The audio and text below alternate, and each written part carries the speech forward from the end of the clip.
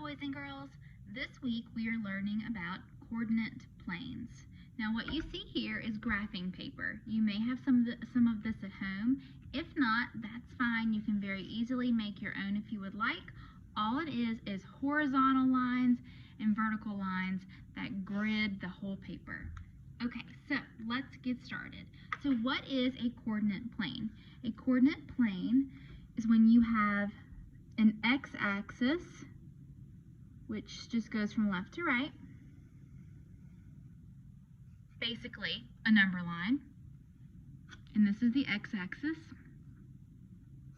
and then you have a y-axis that goes from up and down, also a number line, and they just intersect.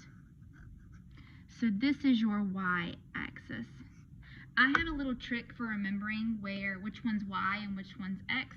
It works for me, it may not work for you. I just imagine that this y-axis is the tail of my y. So you can actually draw a y, and it reminds me of the tail of the y in a y-axis. If that helps you, you can use it. If not, that's totally up to you, okay? So this is a coordinate plane. It's when you have a number line, also known as the x-axis, going from left to right, and a number line going up and down, also known as the y-axis. Now these two lines, or number lines, meet right here in the center. That meeting point is known as the origin, which is another word for beginning. So that is our origin. It is located on the 0 point of the x-axis and the 0 point of the y-axis. 0, 0. That is known as an ordered pair. An ordered pair. So think about pair means two, so you have to have two values. It's kind of like the address. So the origin, his address is 0, 0. We're going to talk more about that.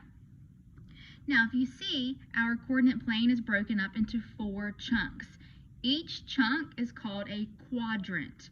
The prefix quad means 4, and there are 4 of them. So we have quadrant 1, which is located here, quadrant 1. That's a Roman numeral. We have quadrant 2, quadrant 3, and quadrant 4. Also, all of these are Roman numerals, and that's how we're going to label our quadrants. Now, you must know the order of your quadrants. So the way that I remember it is I draw a C, a big capital C. So we have quadrant 1, quadrant 2, quadrant 3, quadrant 4. Okay, that's just a little trick that helps me remember the order of the quadrants. Okay, now, if you've ever played Battleship, the board game, it's kind of like playing Battleship, how this works. So all we're going to do is we're going to use our number lines to help us get to certain locations within our coordinate plane. So let's say, for example, we're looking to get here, to this point. We're always going to start at the origin. Now we're going to have to come up with the ordered pair, which is another word for the address of this point. So our ordered pair always has 2 values. So it's going to be a number, comma, another number. Now, the first number that we're looking for is going to be representative of the x-axis. That first number is going to tell us where on the x-axis our point lives, where his address is. The second number tells us where on the y-axis that point is. Okay, so let's start at the origin. Now, think about our regular number line. These numbers are what? Positive or negative? Positive, right? So we have positive 1, 2, 3, 4, 5, and so forth. It goes on forever. Which means this direction, the numbers are what? Negative. Negative 1, negative 2, negative 3, negative 4, negative 5, goes on forever. Okay, so if we're starting here, we can't just walk directly to his house. We have to follow the lines. Think about these lines as roads. You can't just cut through the trees in your car to get to his house. So we got to follow the roads. So first thing we need to decide is, are we going left or right when we pull out of our driveway? We're here at the origin.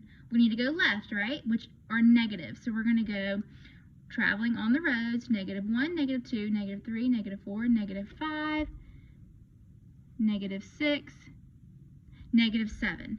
So I know that on the x-axis, which is side to side, this point is located at -7.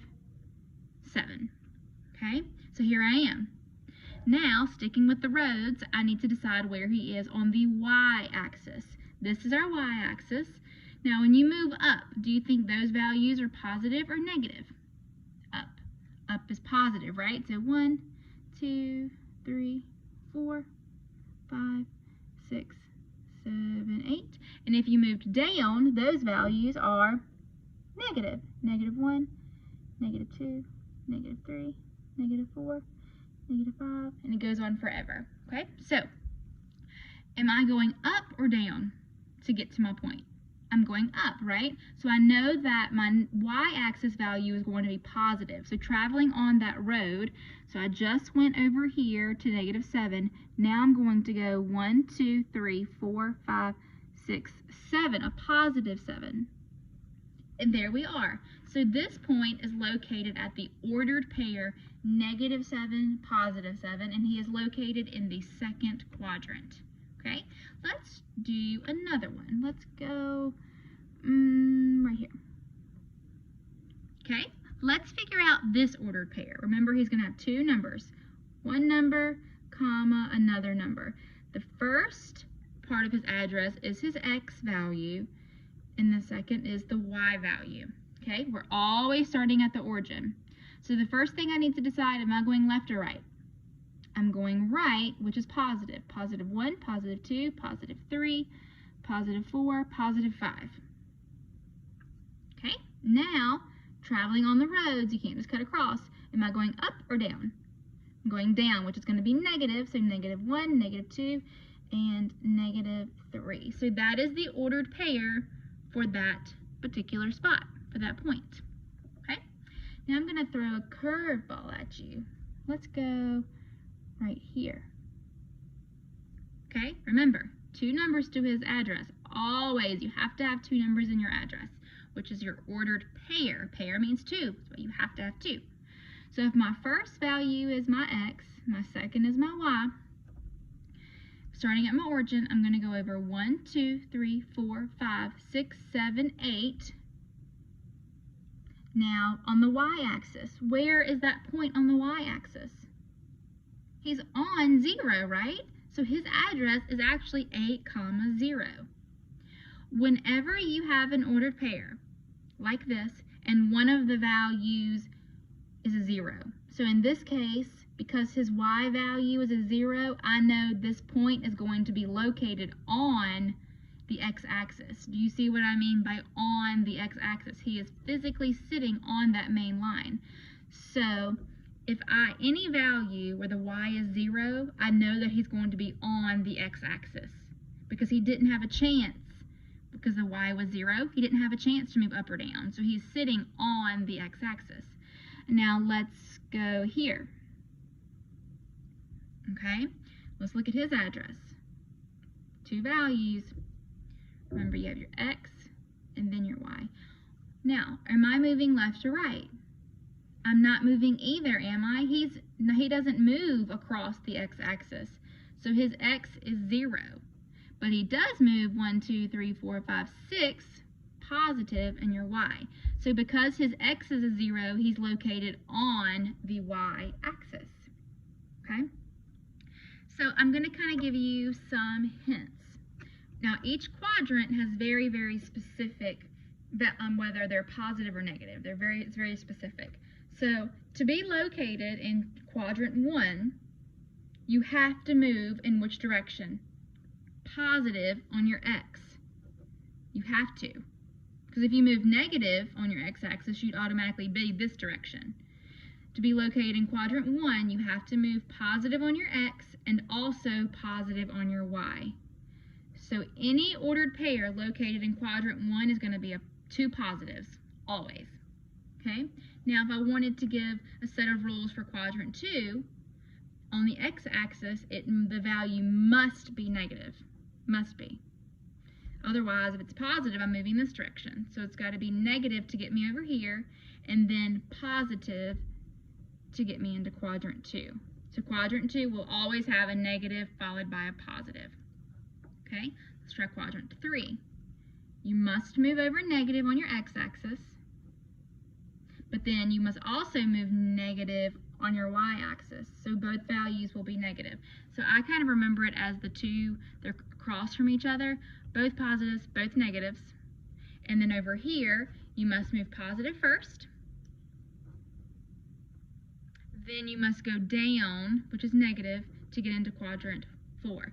So the way I remember it is that we have both positives, both negatives, so they're opposites.